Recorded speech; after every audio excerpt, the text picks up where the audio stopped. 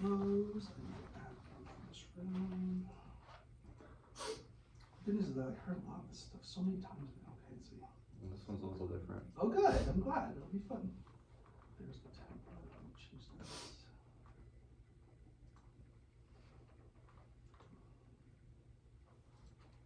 This one is 6A.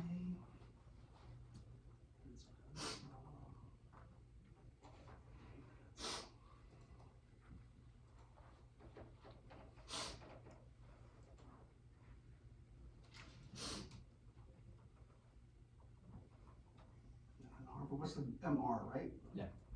MR. Oh, this should work.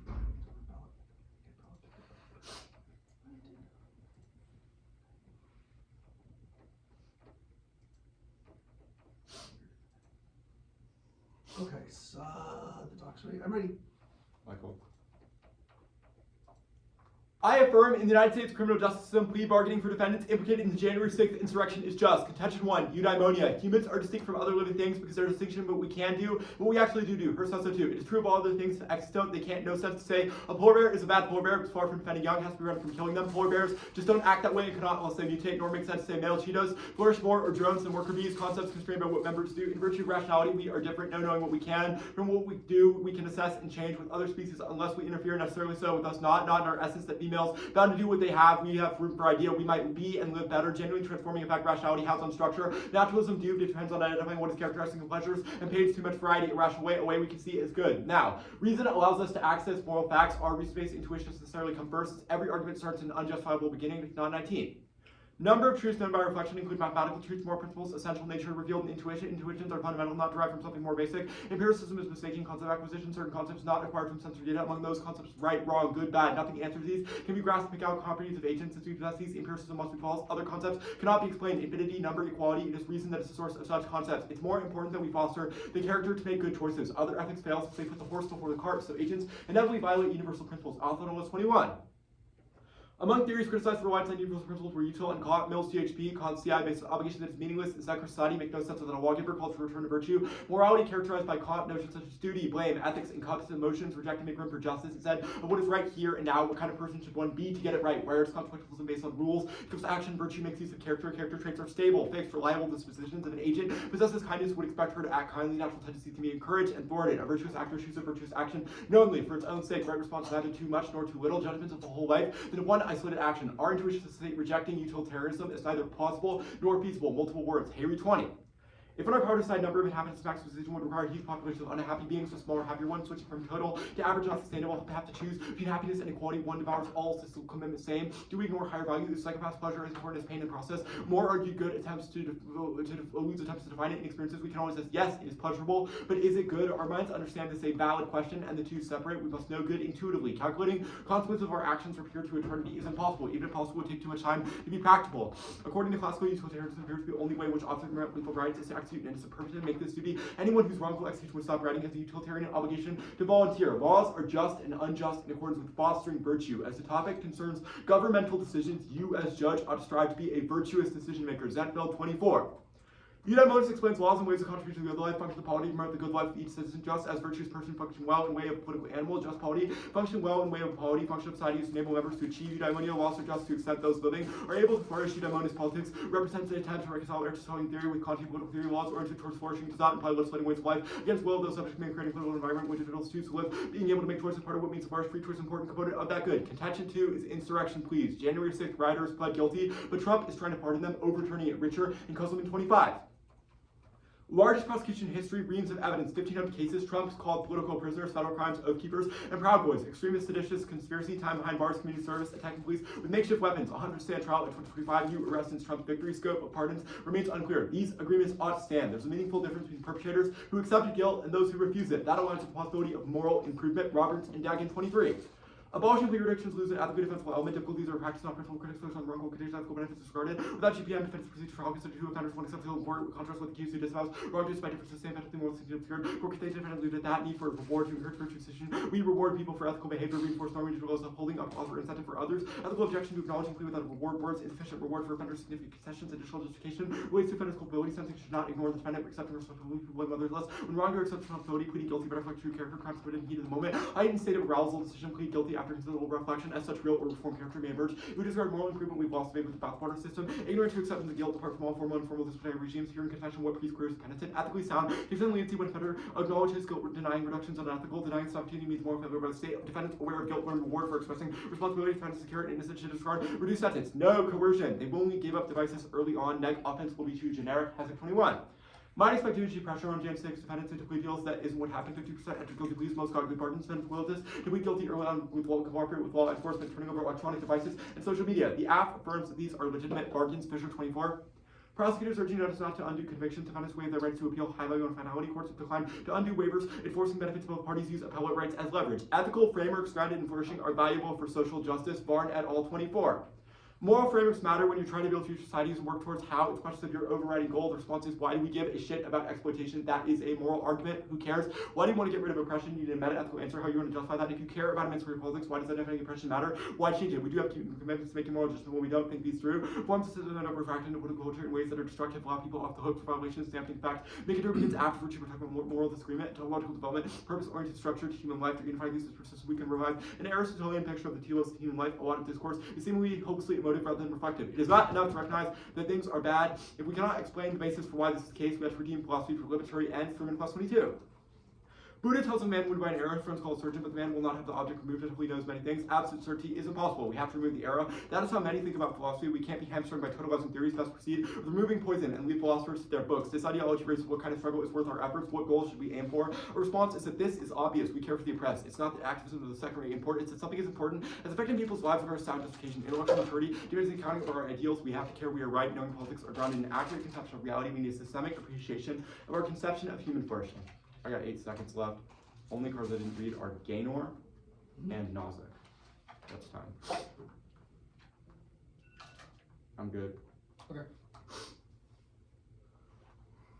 Sweet. Okay.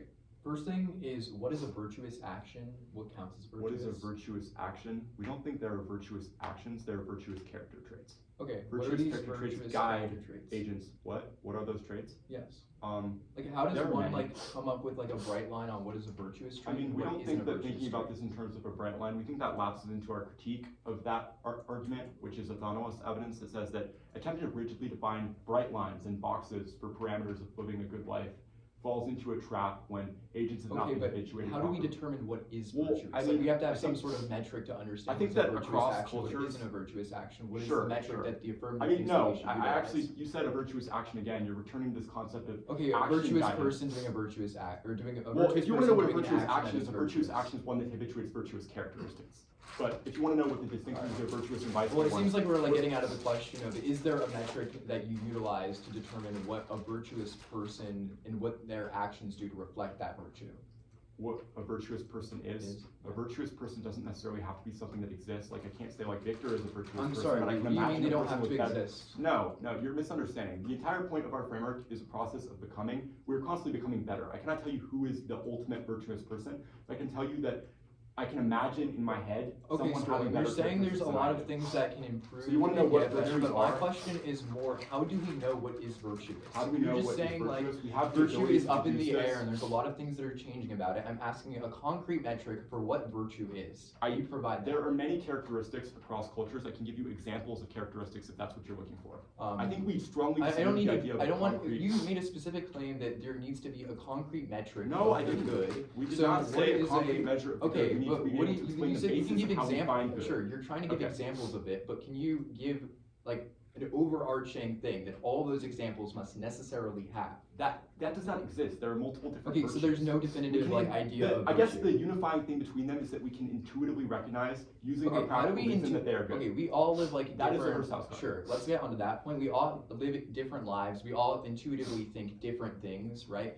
How can we all necessarily intuitively think the same thing is virtuous? We can deduce based on understanding how we should treat others, we can deduce that others are morally equal to us. That's like our intuitions argument. Our Okay, argument you're is that giving we an can example understand. of how we would I'm use our explaining the process intuition, by but how what we is can the understand that. intrinsic No, functional nature? You need to let me finish. You need to let me finish if you want to understand. Do you want me to finish the question? Yeah, go for it. Okay. We can intuitively deduce moral equality between persons. Our argument is that that then justifies how we ought to treat others, because we can understand the characteristics that we should embody are those that exemplify kindness, honesty, etc., everything that we go about when we understand what we would want for ourselves. Okay. Because we can deduce that others are morally equal. I can tell that you are capable of reason because I know that you seem to be a human and exercise reason when you ask me these questions, and I can deduce how I would want to be treated. Sure. Okay, order is two off-case positions, then the case. Say that again? Two off-case positions, then the case.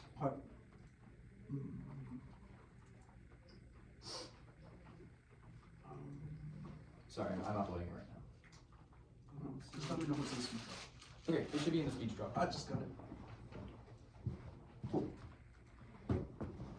Two off case. That's correct. I'll look at it. Are you not reading cards on case? There's no cards on case. It should just be like the line by line. All right. Hold on, I'm gonna just adjust my stand real quick because this is kind of fun.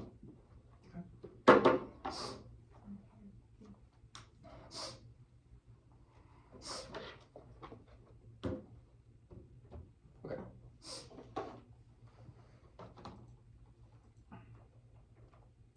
Sweet. Is anyone not ready?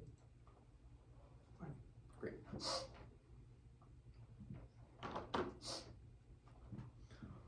The first off is topicality. Absent must not defend substance of plea bargaining. They defend plea bargaining for defendants implicated in the January 6th insurrection. Plea bargaining is a non-count form of plea bargain. Britannica no date. Plea bargaining and noun no count. And non-count nouns refer to the whole category, never substance. GU no date. Non-count nouns all refer to the whole category made up of individual parts. They do not have a plural form. And criminal justice system is the combination of all processes. Collins no date. The combination of courts and legal processes that deal with crime. Now, vote negative for limits and ground. They have literally defend plea bargains for individual situations out of millions of cases yearly. They open the floodgates for infinite tiny apps, creating a massive prep scheme. Precision outweighs because the words at the top are the only objective stable stasis point. Their model might be better for debate, but it is not topical, which makes well-prepared debate impossible for the negative. There is no picks under our model because plea bargaining is non-count, so specific subsets don't disprove it. TVA, reading the app under as an advantage under a general principle plan text solves all their offense. Use competing interpretations. Reasonability is arbitrary and invites judge intervention is disproven by our offense. No substance crowded because our arguments are based on the topic wording and literature, which is substance and causes a race to the top. Use norm setting model because the purpose of topicality is to generate the best topic norms. You should drop the debater because there is no argument to drop in it. It's key to deterrence and no RBIs. You shouldn't win for being fair and debate theory. Next off.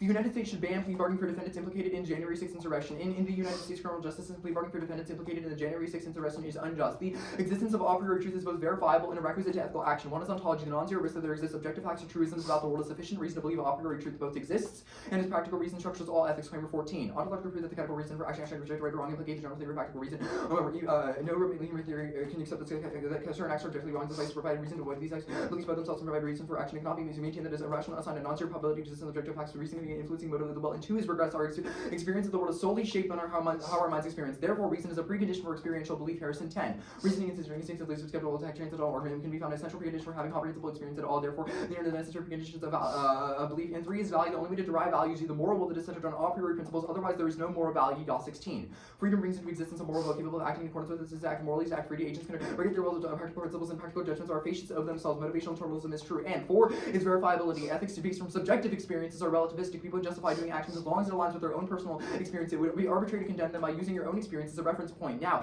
ethics must be constitutive, irreducible, and intrinsic to being. One is normativity. Both internalist and externalist theories feel as they are either optional or non-universal, but constitutivism solves. Constitutivism 14. Internalism is trouble with universal claims, but nothing can explain actions except something that motivates them. Constitutivism assimilates internalism. Externalism agrees that the truth of claim depends on aims. Constitutive being constitutive generates a universal reason for all self-setting problems of practicality. 2 is absolutism. Ethics should be generated on a binary, not a scale. Only things that can generate absolute moral truth based on intrinsic facts like constitutivism. Probabilistic judgments definitionally cannot be absolute because judgments would be contingent on them and would make them subjective. That is no good as no ethics at all because actors would arbitrarily ignore good rules if there was a risk that they're false or violently impose bad rules if they think that there's a risk they're true. The only constitutive non-natural property is our ability to set and pursue ends or practically reason. We can always ask why we should follow the basis of the theory, so they aren't morally binding because we don't have a starting point. Practical reason stalls when we ask why we should follow reason. We demand a reason which seizes the authority of reason itself, which makes reason constitutive of any action. That law must be universal, else we would arbitrarily apply ethics circumstantially. For something to be an operator, which must have the ability to be practically deduced by all. Course Guard 12. The categorical comparative act only court of maximum, which become a universal law because of both of reason, since everyone must arrive at the same conclusion. It cannot be the case that you are not able to tell personal taste question, know what you can, well, without contradiction. And freedom must be universalized. It's a prerequisite to engage in agency. Guide 10. Freedom is the most essential normative and metaphysical concept. Demand for universalizability to will every human agent act in accordance with the moral law. The necessary condition of moral law, unconditional enjoyment is preserved freedom of action, practical reason, identical with the concept of freedom. The value is consistency with the equal amount of freedom. Prefer one is motivation, categorical comparative, intrinsically motivational because it respects the nature of agency, which is the mechanism by which we consent and pursue any end. Absent the motivation to pursue ends, you would no longer be an agent, which means that there's no to be an agent necessitates being motivated to act. And B is 2 is value. Unified agency is a prerequisite to moral value. Gives in 20. Subject to 9, unified themselves becomes a heap of impulses people value because they face a problem of self-unification. Value becomes the sense of agency granted the perspectives after subject 1 I come here. The reason for this is that autonomy itself is a goal. And we find that we face a problem of reflection values are direct from agent to position of subject seeking unification. Entails deontology. That negates. Reject their inevitable appeals to specificity. If the intrinsic nature of the action is bad, then they are not universalizable and should be rejected. Allowing things in specific instances justifies allowing them in every instance. Saying most plea bargaining is good is obviously not universalizable and a specific envision of non-universalizability. That's their Hessic evidence, and they read that out loud. 1 is universal. If everyone in plea bargaining moral responsibility would be impossible. Every accused person would avoid trial, which destroys the link between guilt and punishment. Even more specifically, people who did horrible, violent things in January 6th are not virtuous people and don't deserve to get smaller amounts of time in prisons or lesser sentences because they have done wrong. 2 is coercion. Plea bargains manipulate defendants into choosing outcomes based on the fear of worse punishment. Prosecutors are able to lobby legislators to block sentencing reforms, build a monopoly on power control, change charges, evidence, and terms to conditional deals. Hessic 25. Plea bargaining is necessary to charge post-trial sentences. Lawmakers enact harsh to refuse existing punishment mitigated. 3 plea bargaining openly lobby legislators to increase harsh sentences given the leverage in plea bargaining negotiation. Prosecutors acknowledge the role of plea bargaining plays in harsh based on sentences shaping criminal codes, opposing degrees of mandatory minimum sentences opposed criminal justice reforms. Legislators and lobby account for plea bargaining to keep sentences harsh. And 3 is proportional punishment. Punishment universal. Do it in 20. Virtue abuse make the law commit to a moral wrong punishment imposed a deserved harm can never be inflicted as a means to promote good for the criminal himself only because he has committed a crime to cease to be justice. It can be about by not imposed punishment make severe. There's also less severe to determine the severity without considering the usefulness must be proportional to A and B commit the equally wrong acts. A and B's punishment must be precisely identical. And 4 is transparency. Justice must be public, but plea deals occur behind closed doors. Special 02. Principle topicality, transcendental formula of public justice actions must reflect the rights of others. Wrong if a maximum is not consistent with topicality generates legal word if it fills in the lame and rule most reliable sources of progress. Now skip the next card of the case. Virtue ethics independently fail. 1 is conflict. Virtue ethics not resolve conflict in virtues within the requirement of different virtues points in opposed directions. E.g., if honesty points to telling the hurtful truth, while kindness and compassion can say remaining silent or even lying. 2 is codification. While virtue ethics cannot codify a moral law because it can merely make judgments about the character of an individual taking an action rather than the nature of the action itself. That was the cross-examination. 3 is circular. There's no way to determine what is virtuous. The framework is circular. What is good is virtuous, and what is virtuous is good, which fails. Herdhouse is wrong. Intuitions fail. 1 is action. Virtue ethics do not guide action because there's no clear principles for guiding action other than act is virtuous, what act given the situation, which was cross-examination, which proves that there is no clear instruction as to what virtuous people are. 2 is universality. Different cultures presume different conceptions of virtue, which prevents universal acquisition or a guide to enact virtue. And 3 is culpability. The ability to evaluate the right virtues will be affected by a different number of factors based outside of a person's control due to education, society, friends, and family. Moral characters rely on luck, which leaves little role for appropriate praise and blame. And now the Mennonite evidence concedes that reason is a requisite to moral facts. However, we all have our own conceptions of good, which means that their framework fails. Only universality can resolve these qualms because it negates individual conceptions of good for a common good that resolves their offense. Now, the Athosolus evidence is illogical and proves the circularity of virtuous action, i.e., they quote said, a virtuous actor chooses virtuous action knowingly for its sake. We are fundamentally unable to decide what is virtuous other than what we think what we think that we know is virtuous. That's obviously illogical because if I think something is virtuous, then we can automatically make anything virtuous. One might think a cow is sacred, while another person thinks it is good for food. Only binding frameworks outside of the scope of intuition and via things like universality are able to solve, and there are other evidences about utilitarianism. Okay, good. Yeah. Cool.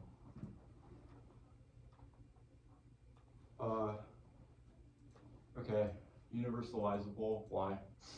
Yeah, we think that universalizability is a necessary way to resolve the qualms of practical reason, i.e., we think that we all reason independently of one another, but being able to do things that we are all able to reason is a necessary thing in order to have universal ethics. Why is, well, wait. In order to have ethics. In order to have universal I didn't mean universal, I meant just ethics as themselves. I didn't mean it like circular. My question is, therefore, like, why is it good to follow the same rules in every situation? Well, we think if you're not following the same rules in every situation, it devolves into permissibility, i.e. I can say I follow this rule in one instance but not another, which means that an agent is no longer normatively bound by constitutive framework, which is necessary to guide normativity.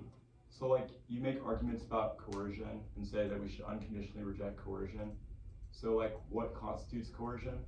Yeah, coercion is the process of someone like, the example of like coercion that this evidence is talking about is how plea bargaining coerces like I don't want to know how plea bargaining does it. I want to know what coercion is as a philosophy. Yeah, sure. Coercion is the idea of like forcing someone to do something. Okay, so like if your mom forces you to make your bed in the morning, is that bad? Well, the argument is that you should probably like, if your mom coerces you to do it, then it's bad. But if like you want to do it because you want to clean bed, then how do you get the ability to want to do it? Is my question. Yeah, sure. The argument is that we necessarily need things that apply to everyone. By having a universal ideal that structures all of ethics, then we are all constitutively bound by the ethical systems that we have. Okay. I want to ask about coercion more specifically. Okay. Let me paint a picture for you. You're about to get hit by a train. You don't see it coming. Can I push you out of the way? Wait, what? You So I just didn't hear you. I didn't get it. Well, then I'll say it again. Go for it. I'm going to describe a situation. I want you to tell me an answer. You are about to be hit by a train. It's about to come through that door. I'm away from the train. Can I push you out of the way? Well, logically, their intent would not be to be coercive if they're pushing you out of the way. Okay. Wait, intent to be coercive. Okay. It's about an intent to do coercive things. So I guess another example I want to talk about for like explanatory power. So actually, different question. How would someone know like what the categorical like? Actually, better question. How old were you when you learned what the categorical imperative was? Like, I don't know. You got siblings? Yeah. How old? 11. Do you No, think, wait, 13. Do you think that they know what the categorical imperative is? I mean, I think I told my little brother what the categorical imperative is. Okay. I mean, he probably wasn't interested. Someone telling you. Okay. I guess I want to talk about like another example. Let's say you're in a class in kindergarten. You're given homework for the first time. You don't want to do it, but your teacher says you have to, or you'll get punished. Is that coercive? If I'll get punished absent doing homework, Yeah. That's coercive. Okay. But I feel like I would want to do the homework. Feels a little ridiculous. I mean, I would do the homework. Okay. I'll take prep 4 minutes right now.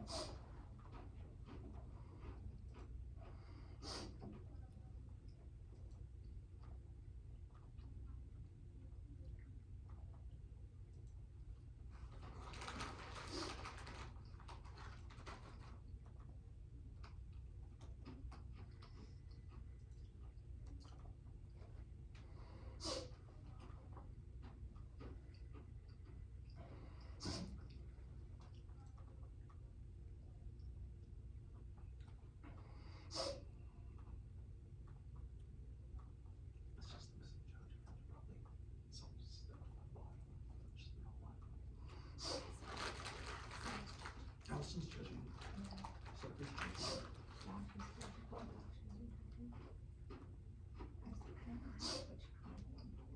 What's that? Mhm. What would you put in there?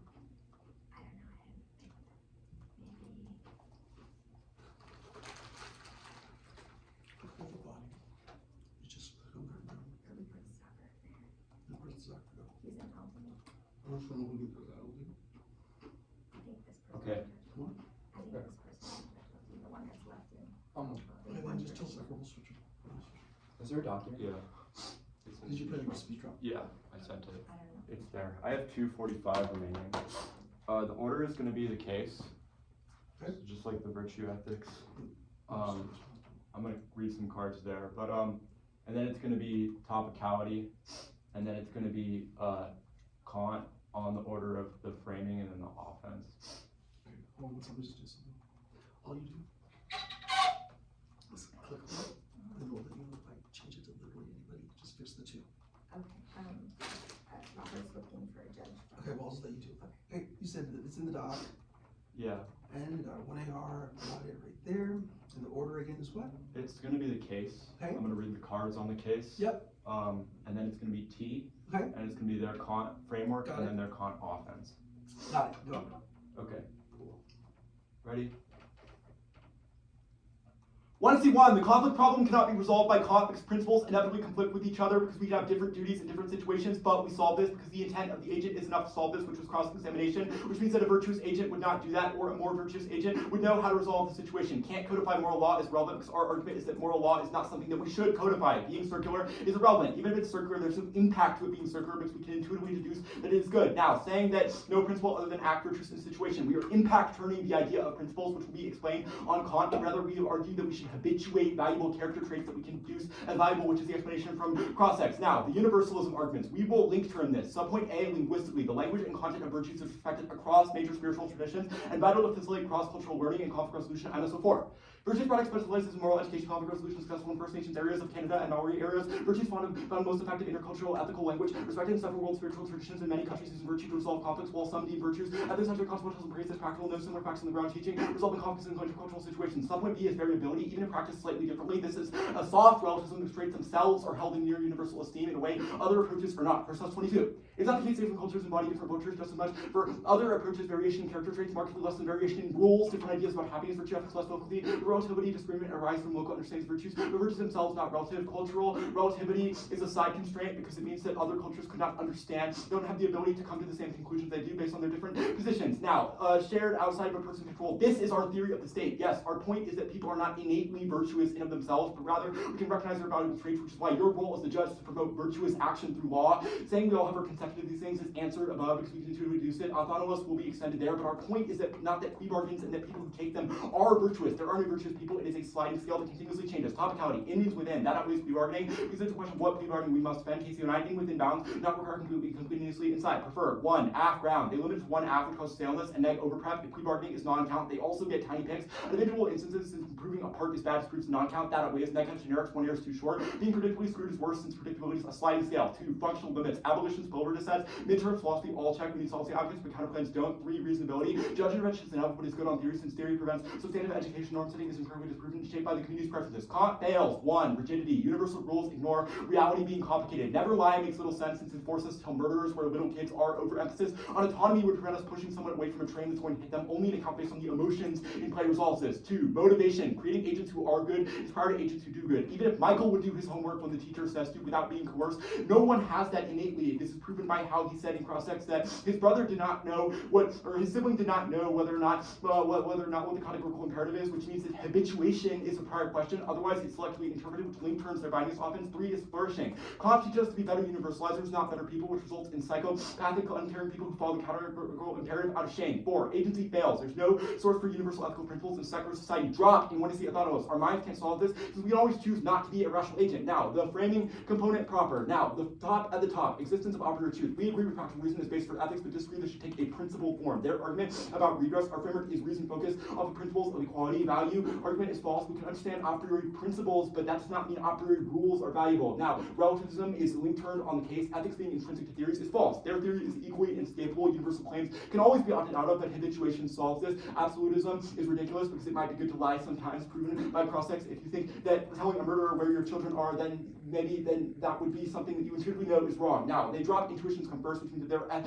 if they seem unintuitive, then you should reject them because their rules are silly. Now, the intrinsically motivated, no agent would ever understand categorical imperative on its own, and the next point is irrelevant because it doesn't have a warrant. Now, their argument, they don't get disadds to things other than the plan. That's unfair. They need to contextualize it, and winning that Kant is false means you should not vote this. If they explain how it turns our offense or applies under our offense, then we get new answers if they do that in that context because they didn't say that. Okay, starting from this.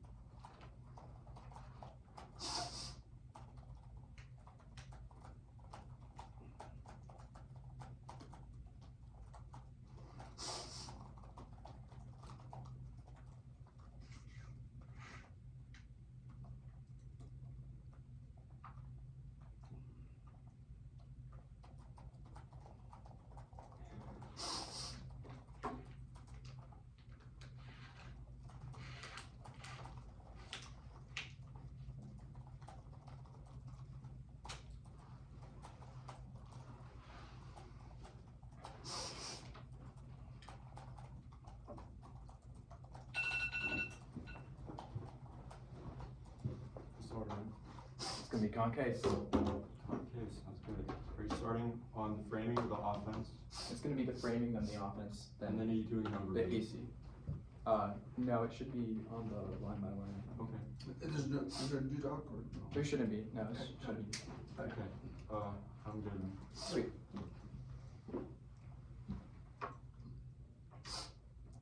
We both believe that practical reason is good and necessary, so it is solely a question of whether or not there is a utility in universalizing an action or not. Now, we have specific reasons as to why universality is key. A few reasons. First, you can extend the normativity argument. They drop that internalist and externalist theories necessarily fail when they are non-universal. This is because we all have our own individual conceptions of what is good based on external and internal ideas of the good. We need to rectify this by doing things that are constitutive of the nature of agency. Absent something being constitutive of the nature of agency, we are unable to determine what is good because we all have our own individual conceptions of what is good. Only by doing things that we're all universally able to deduce can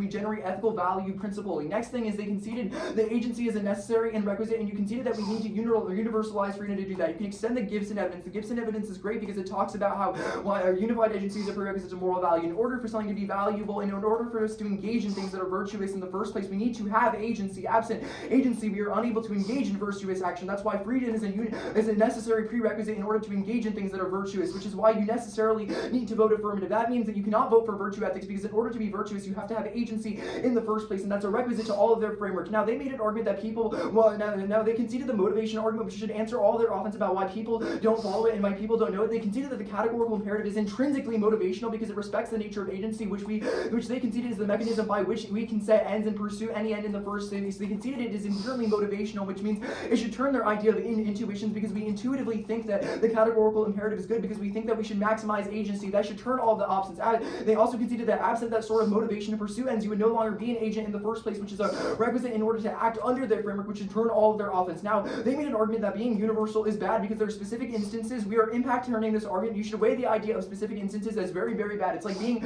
a virtue ethicist 99% of the time, but will 1% of the time you choose not to engage in virtue ethics. That means that because things are not universal, you do not have to be good in every instance. You only have to be good in most instances, which means you can be bad in certain instances, but it would be permissible under their framework because it is quote soft naturalism, soft naturalism, which means that it should probably not make, or it probably doesn't make any sense in the first place. Now, the contention. Kant indefinitely negates. Their claims to specificity do not matter because they draw pieces of offense that are about the intrinsic nature of plea bargaining, but even so, they drop specific evidence in the context of specific analytics in the context of the affirmative that should take it out. They conceded that people who did horrible things at January 6th are definitely not virtuous, or definitely not virtuous people who do, or definitely not virtuous people, or definitely bad people, and they do not deserve to get smaller amounts of time in prison or lesser sentences because they've done wrong. This was explicitly a turn to the AC that was in the NC and also works under our framework, but they also conceded the lying argument. In plea bargain, defendants plead guilty to a crime they didn't commit to get a smaller sentence that's universalizable because if everyone lied, the truth would fail to exist. They also conceded the coercion argument that plea bargain's incentive structure coerces the defendants in pleading guilty by threatening a heavier sentence for non-compliance. That violates the agent's freedom of choice and forces them to sacrifice their right to a trial, which is unequal treatment. Now the case.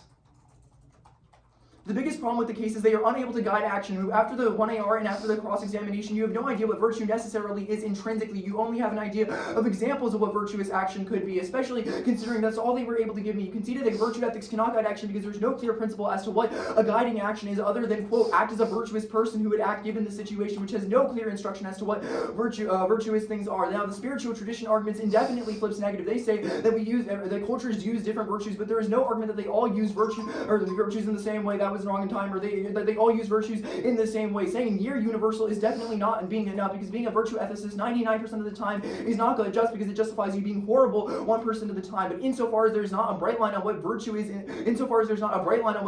the first place, you should probably reject their framework because it has no guiding principle as to what a virtuous agent is. That means that people can decide what they think is virtuous based on their quote-unquote intuitions, which means that we will all have our own ideas of what a virtue is. Next thing is you conceded that the different cultures argument, which should turn all all of your arguments about spiritual traditions. Different cultures presume different conceptions of virtue, which prevents universal acquisition or guide of our virtuous action. The argument that they conceded is that some cultures would think that a cow is sacred, and other cultures would think that a cow is something to eat, because we all have our own individual conceptions as to what is virtuous in the first place. That should turn their offense, because people can have conflicting ideas of what is virtuous and means the conflicting ideas of what is virtuous and means that we were never able to establish a normative action in the first place. Now, they said that we can, quote, intuitively deduce this. This is I'm going to impact the argument of intuitively deducing things. Obviously, being able to intuitively deduce it justifies saying, oh, my intuition said this was virtuous, so I get to do that. Obviously, that is bad, because you can because it's saying what is intuitive is obviously non-verifiable, because you can literally say whatever you want. We all have different. Next thing is, you conceded that we all have different ideas based on our circumstances, that we all have our own conceptions of reason based on our own individual circumstances. Things like education, that gives us the ability to understand what virtue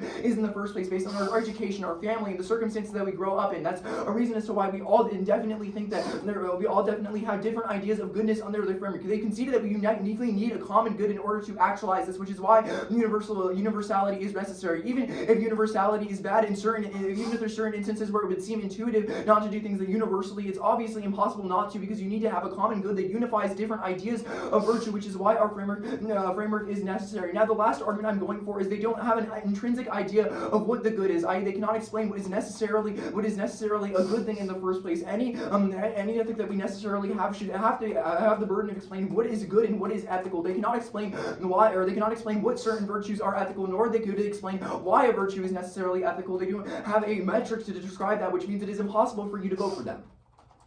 Okay. I have 244. I'll start now.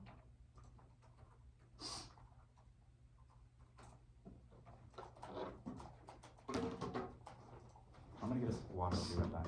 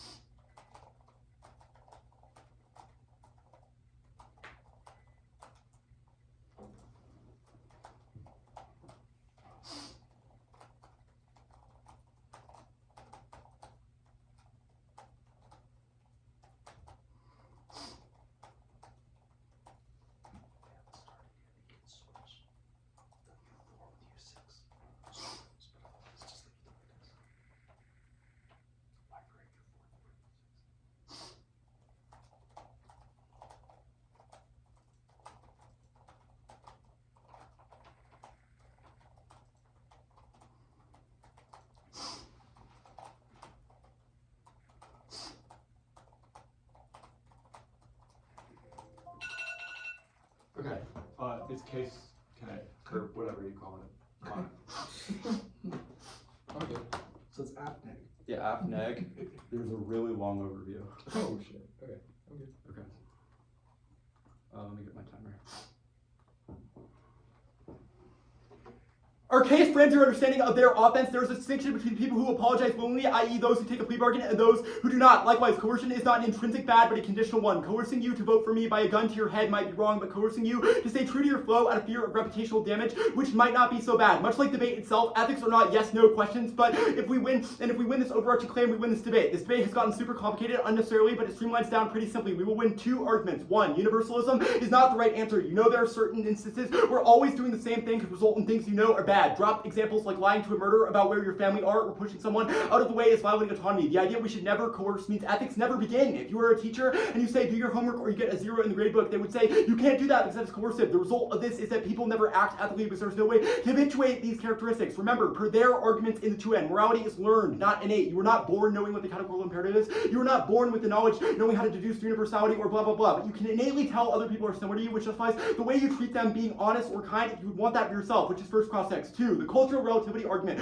so clearly goes only our way. We have 2 cards with examples. Even if virtues are called different things, they are universal. They drop that cross-cultural dialogue outweighs, and the only evidence in this debate about 7 world spiritual traditions across the world, only our framework guides those things. Ask yourself, how would native people in New Zealand understand concepts of the categorical imperative if they did not formulate that same strain of logic that Kant had? But you know that they do follow the language of virtues, which is empirically proven. Now, not being able to guide action, irrelevant. Examples are sufficient because it is something that every culture has independently formulated, which proves that there is universal truth to it. Spiritual traditions do not flip their way because they have 0 example of which cultures actually conflict over what is and is not a virtue. People deciding on intuitions misunderstand what an intuition is. Intuition is not a vibe, it is it is a deductive logic, i.e. intuitions cannot say, I think killing people is good, so I kill people, but you can deductively understand that killing people is bad because you are a person and you would not want to be killed. That is an intuition, not a vibes-based thing. Now, the rest of these case arguments do not matter because we've answered them with our overview. Saying we don't have an intrinsic idea of good is relevant because we do not need an intrinsic idea of good beyond the virtues because they are culturally the only thing that is binding, but they drop that rules are not. Now, Kant.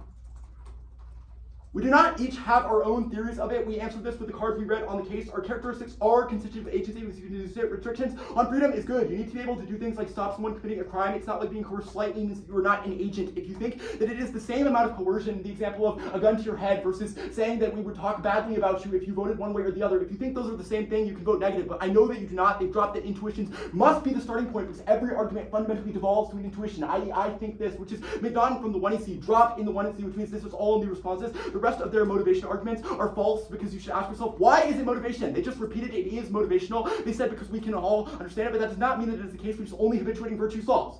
Specific instances irrelevant. The thing they said was a turn to our offense was not flagged as such in the NC. We've explained our offense as such. We've explained why it is more virtuous to reward people for ethical behavior because that habituates virtue the same way you reward 100% for homework that was turned in versus homework that was not, which fosters good characteristics. We're winning a large DA to Kant, and that only we apply to different cultures. Stand up. Why? That was a great debate. Good debate, Stroh. Not great debate.